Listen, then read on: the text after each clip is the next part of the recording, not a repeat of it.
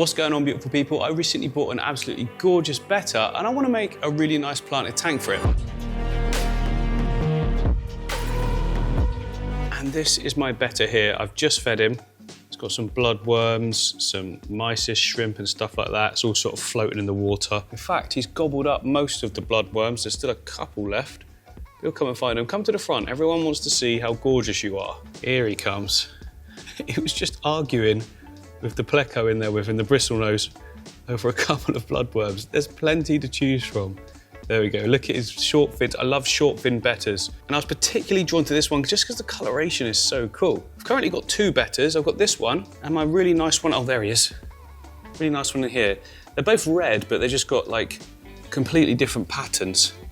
He is so cool. Always comes to the front and just stares at us. Looks like he's got like goggly eyes as well. He's thinking, you're gonna feed me some of those bloodworms? I will indeed, of course. Yeah, look at that, look at him flaring out. Looks so cool. Completely different to the other one though, because the other one sort of goes from red at the front to blue and white at the back, whereas this one's just very random. Looks awesome. And he currently shares his tank with, as you can see down here, look, little bristlenose, and that's it. Seems to be perfectly fine with that. Loving life. But I've got this tank here, which I think will be absolutely perfect for a Betta. It's 45 centimeters by 30 by 30, and it's got one of these awesome little Lumini spotlights. I'll leave a link to these. It works so well, look at that. Like, it's like the perfect amount of lighting I would choose to grow plants, not get too much algae, you know, be able to combat it. Really good dimensions. It's a lot easier to scape rectangular tanks rather than cube ones, because cube ones can be quite limiting. They're more like islands, you know, but this is perfect dimensions. Now what I want to do is make a tank I made a long time ago, but obviously different. The thing I'm talking about being the same is I want to put peace lilies in there. I love them. They filter the water so well, and all the roots that they send down, the betta fish actually love swimming in and out of. They just look cool. They can come out the top because we've got an aquarium without a lid. And because of that, I will keep the water level a little bit more shallow. And anytime you make a tank with plants coming out the top, it always looks awesome. Doesn't really matter what you do, it always looks good. I mean, my middle island of tanks here is a great example of that. Like, you just make a whole tank go from being kind of 2D to 3D. And it'll even work on a small scale as well. So I am going to be wanting to plant this tank, so I'm sticking some NutriBase in first. That should be enough, just sort of spread it around. And I'm thinking a nice island composition, like a wide island. In like a cube tank, it's like a central thing, but this will be kind of jaggedy. Yeah, just in case some of you guys are wondering, NutriBase from Colombo, I always use it. It's a great start for an aquarium. Then on top of that, a little bit of pond soil, not too much. And we're just going to be bumping up those nutrient levels then, which ensures that our roots of our plants have just got everything they need for a good amount of time. Can let some spill out forward, look. Get some nice plants to creep then. Yeah, that's enough. And if you're wondering what pond soil or pond compost is, it's basically like regular compost, but it's had a lot of the organics removed. And what that basically means, it's not so nutrient dense. If you can't get hold of this stuff, which you should be able to from like garden centres and that, if you can't get hold of it, just get regular compost and just use less of it than I have. But either way, as long as you cap it down with sand, it should be good. What I like about the pond soil is that if a little bit comes through the sand, it doesn't really hurt the water that much, which means I don't have to put like 4 meters worth of sand on top of it. So then what we now want to do with all of this is just lock it down, and for that I use sand. Don't use gravel. You can, it just seems to take way longer for the tank to get settled. Gravel's got like gaps in between it and the water flows through it quite fast. Water flows through everything in your tank, but it goes through gravel quite quickly and it can pull all the nutrients up through, and that can lead to algae, but just because there's more nutrients in the water column. But sand, I've found, although the water does flow through it, it's an extremely slow rate and particles just stay locked down. It's easier to plant into, all of those things. So yeah, use sand. And you can use any sand you want, but for this one, I'm going for a pool filter sand. Front area first, because if I poured it all there, it will push it all forwards and we don't want that. Going to close it all in. Should basically be like a mound in the middle. We can then use that as our like base to put our rocks on, and that'll hold them all down, lock them in tight, stop them all falling over. There we go. Cover it all up. You can always add in some more if you want to as well. I'll just sprinkle a bit more just to make sure when I'm putting the rocks in, doesn't stir it up. But yeah, I like to keep it sort of quite shallow at the front, not completely down, but you know, just a thin layer, and plants can actually creep into that even though it's so small, because the roots will just find their way of binding. And now it's a case of picking up the rocks. We've got some nice dragonstone there. We're a bit short on, not supply, but variation, because I've just done some tanks that just cleared me out, but I'm quite liking some of the serious stone, but the more rounded type stuff looks quite nice. It's actually not serious stone. I think it's millennium stone or something, but I mean, it's pretty similar. And as always at this point, just get the darn stuff in. I'm deliberately just gonna chuck this in so I can show you guys how cool a tank can look when you don't overthink it.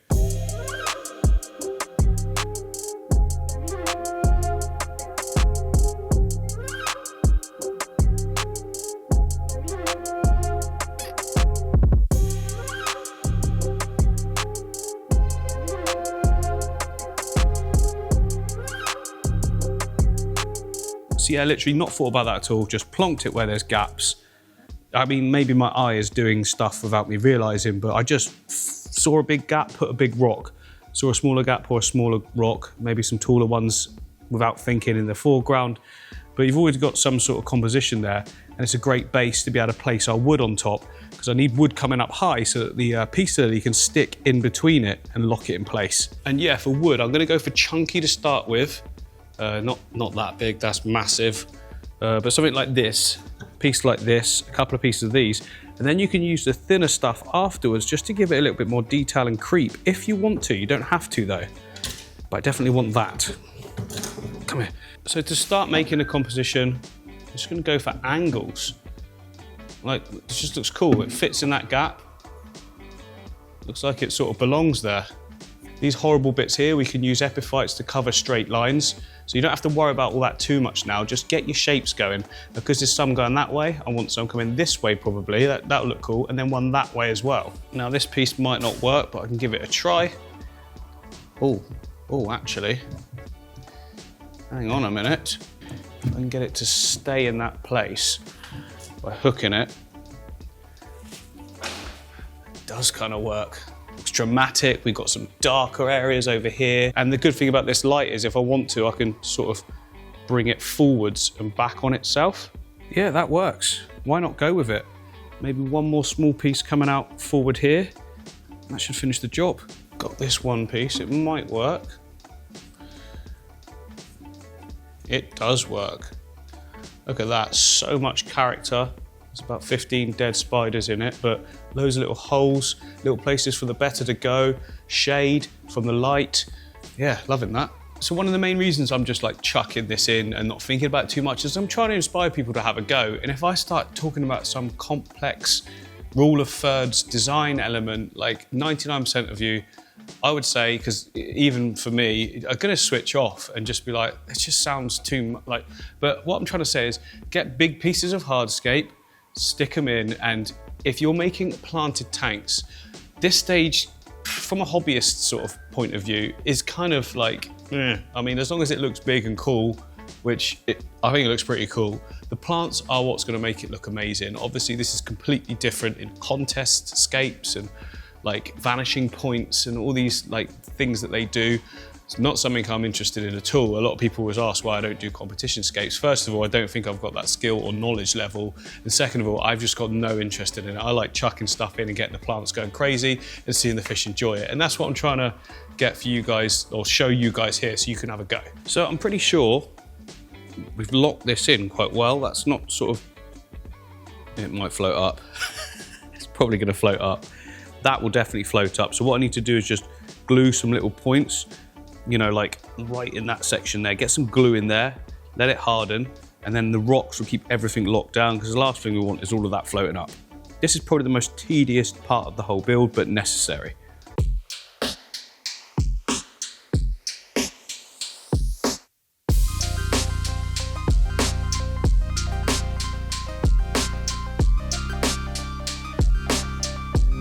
So I've gone around and tacked it at a few points, and that should lock everything down.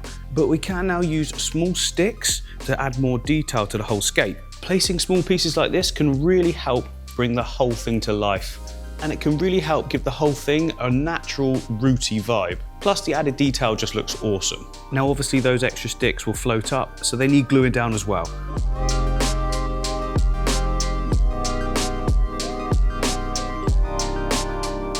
Now of course that last part of the small sticks is optional. The tank is going to look awesome even without it, but it's just adding those extra details, if you've got them, that can really make it come alive. So that's our hardscape done. Now if you take out the little pieces, the little details, then that is pretty basic, isn't it? I mean, it's not that complicated to add a few sticks, but it is another step that some of you might not want to do, and you don't have to. It's just me looking at it thinking it needed a little bit more chaoticness, if you like. But what we can move on to now is the planting. This is what makes the whole thing just look brilliant in my eyes. And a lot of people will say, you did all that hardscape and now you're hiding it all with plants. So that's the point of my hardscapes, is just to like a framework or a scaffold, if you like, for all the plants to go on. And in this section here, I've got my plants. I've got loads to choose from.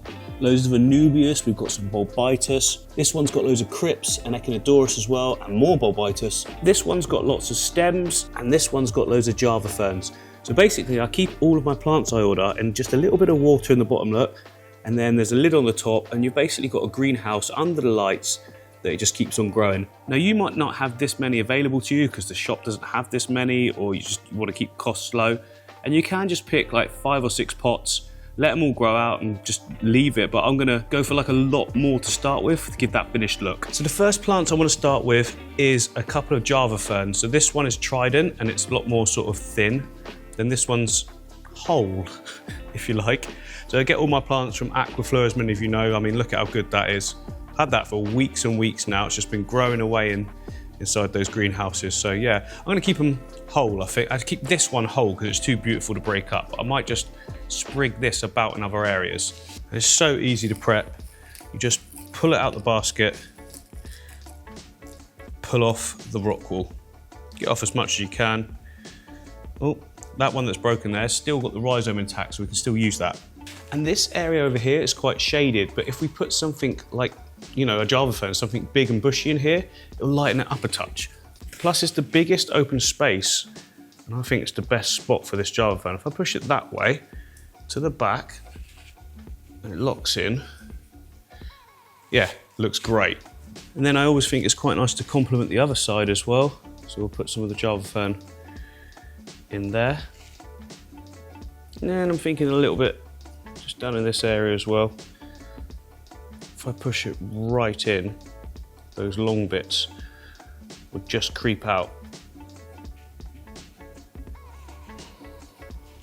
And we can obviously plant into the substrate as well because we put all those nutrients. Now I have filled out the main thick island area, but the sides are all sort of available for planting, and they'll find all the nutrients underneath anyway. The roots will just find the most nutrient dense areas. But I do feel like I want one more big fern this side, just in that area. I think that will just complement it quite well. Okay, let me see how this looks. That's better. And what will happen is the water level will bring this up. So it's like that. Now I think that middle section's crying out for this big piece of Anubias that I've taken out of another tank. Oh, I've just dislodged something, but I think the Anubias is pinning it all down. Oh yeah, that looks great there. Love that. And again, something nice and big in this central point. I've got some Bulbitis here, which if I can find a nice gap for it, will just loop over so nicely in the tank. It's a big piece, but I think it's gonna, look at that. Like when that's in the water, it's gonna look really nice. Proper jungle vibe so far. And then one more next to it as well, just to fill out that gap in the center. Oh yeah, that definitely works. And for the finishing touch, I've got some of this really nice Businesses, which I think will go nice on the substrate. You can bury it in the sand a little to cover up the rock that it's been glued to. Look at that, completely different tone, texture. Looks gorgeous, got like a purpley hue to it. Managed to find some more boosts as well. Look, not quite as great condition, but it will bounce back. I'm just gonna put it in this gap because I think it will grow beautifully in there. Just adds a different color and texture. That is looking so good so far. There's a lot in there, but remember it's only a small Betta. We want it to have plenty of hiding spaces. Lots of nice dark areas as well, so they feel comfortable. The more sort of hiding places you give them, the more you seem to, find them coming forwards as well. But I now need to do some prep work for the plants that will be coming out the top of the aquarium, and that might take a little while, so I'm just going to fill this up with water now. So yeah, because we're going lidless on this tank, I'm just going to fill it up that high. Betta isn't jumping higher than that. Look at how nice and clear and beautiful it looks as well. The colours really pop now that the water is in the tank. And because I filled it up so slowly without disturbing the sand, it's not kicked up any dust at all. It looks so good. I'm going to add a filter though at some point, but not right now. For now, I want to get those plants in the top. Now I could go around and take a sample from there, or from here as well, but it's not really going to show you how to do it, is it? So what I'll do is I'll go to the shop, buy it like I'm getting it new, the sort of thing you would do, and just show you how to prepare it. It's not complicated, but it's part of the process. So we're in my local garden centre, and this is exactly what I'm looking for. I mean, I quite often go for piece lids just because I know how well they work. Like, they can be submerged in the water, not just the roots. You can get as much of the thick of it in as you want. I'm sure there's plenty of others here that work as well. I might do a tank one day just trying out different ones, like, is that orchids? I'm not, look how weird my arm looks. Looks extra long. Whoa. And I'm sure some of these plants here would work as well. Like, that one looks like it definitely would. Let me know, guys, if you're seeing anything here you think that would work in water, just so I've got that information then moving forward. But yeah, peace lily. So we've got our plant, and we will also need a bucket of water for the next preparation process. The plant came with this lovely pot, which we don't need.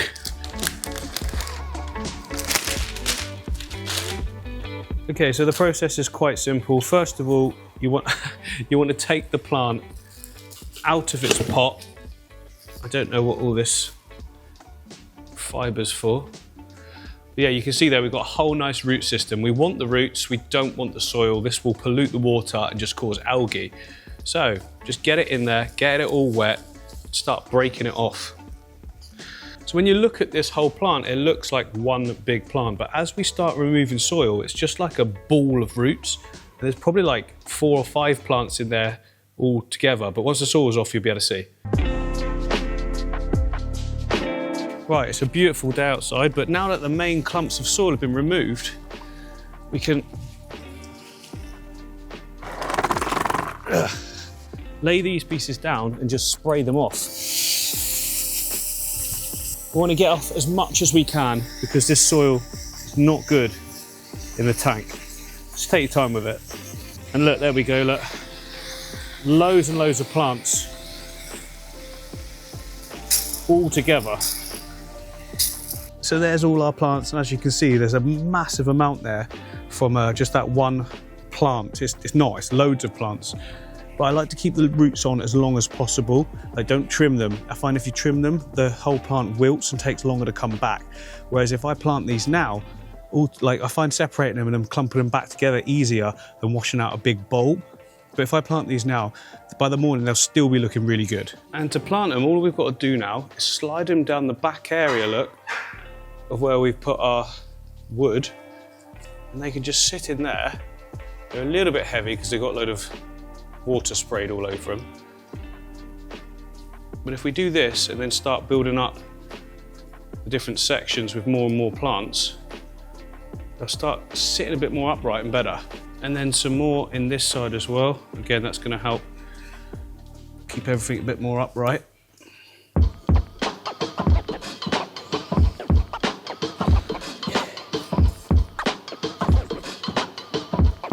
There we go, so that's everything in place. They should still be looking like that in the morning. They might do a slight little droop and then they'll perk up again because we've left all those root systems intact. But it's not too shaded, look. Some areas are a little bit darker now, but not very much.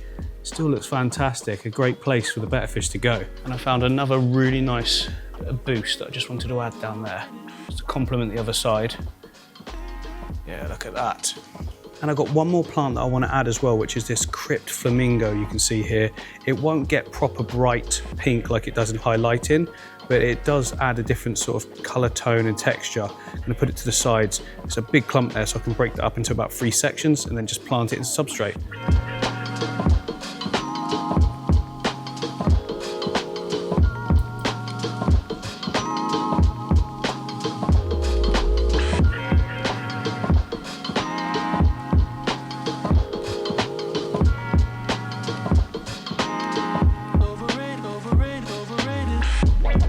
There we go, looking so good. We do need to fit a filter though, and being that it's a Betta, we don't want it being pushed around everywhere, so I need something small. Filters, filters, filters. It's my little box of older filters. Ah, that one. Yes, that will work an absolute treat. So I think I can see that there's just a little gap down the back here. Yes, that it slots into. Absolutely perfect. Suction it to the side. I love these little filters, they work so well. And then just angle it so it's facing outwards. And that way the flow shouldn't be too crazy. I mean, the water's pretty clear, but this should make it go crystal clear.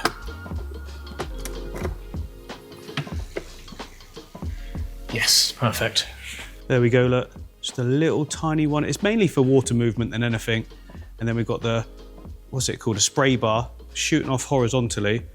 But look, there's a little bit of movement on the surface of the water, but underneath, it's all pretty chill. Perfect for our Betta. So it's the next day and I wanted to be completely real with you. Here is what I've walked into. Not, you know, completely unexpected, because we've got new wood in there. And what it's doing is leaching tannins into the water. A little bit of bacterial bloom as well from some of the plants that were in other tanks. But as you can see at the top, I haven't touched the peace lilies. They're all sitting upright and they're looking solid. So that's good. But yeah, to get rid of this, just a nice quick water change.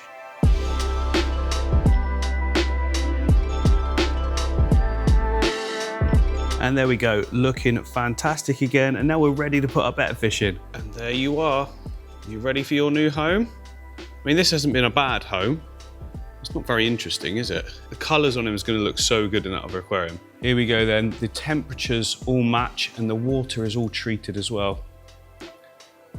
Got a feeling he's going to look amazing. Oh, he does. He looks amazing.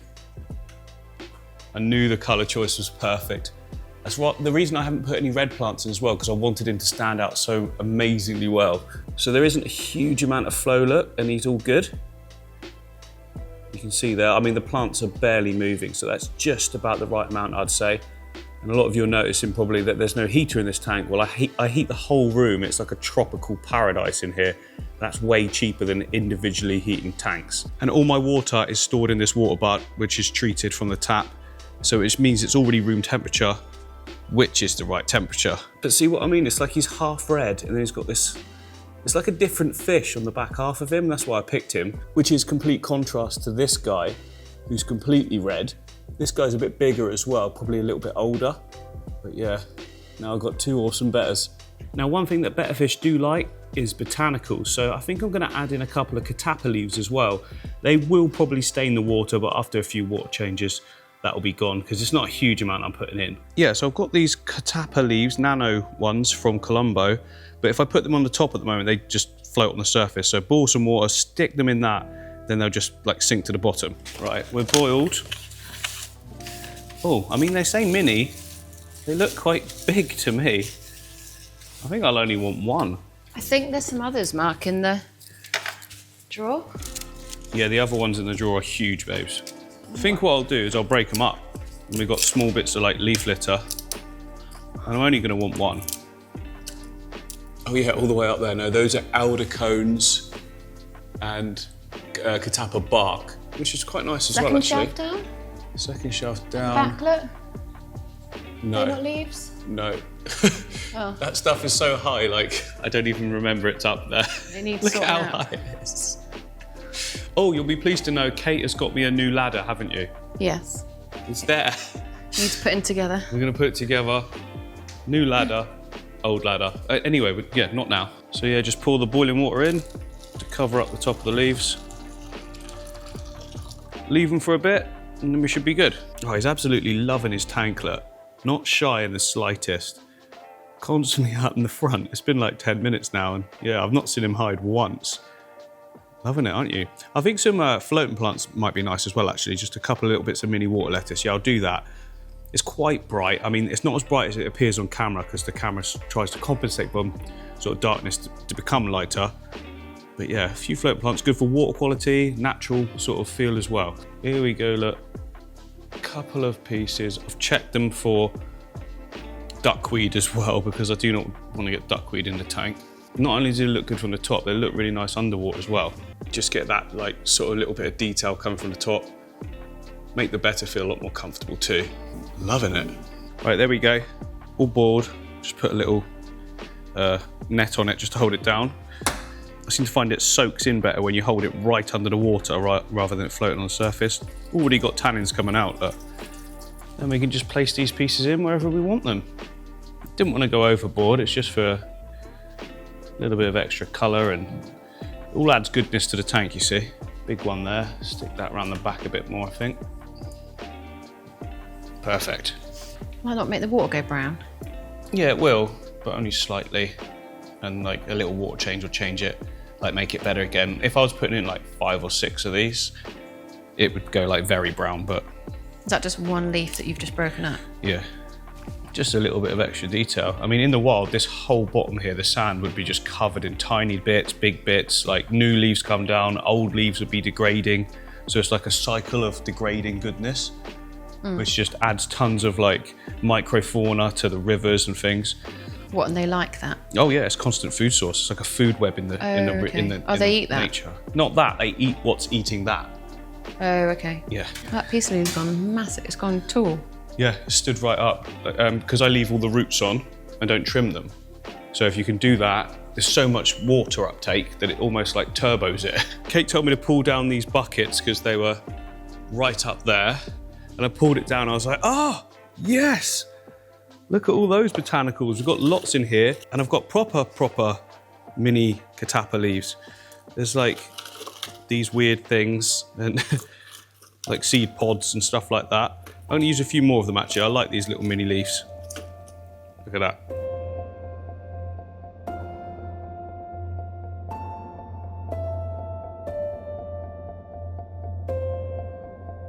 Right, now that our fishy friend is in, we will add some beneficial bacteria to the tank because currently it's uncycled. Now, the thing is, there is a lot of plants in this tank and he is going to create such a small bioload, no, that's not food buddy, that it's not going to create any rises in ammonia or nitrite.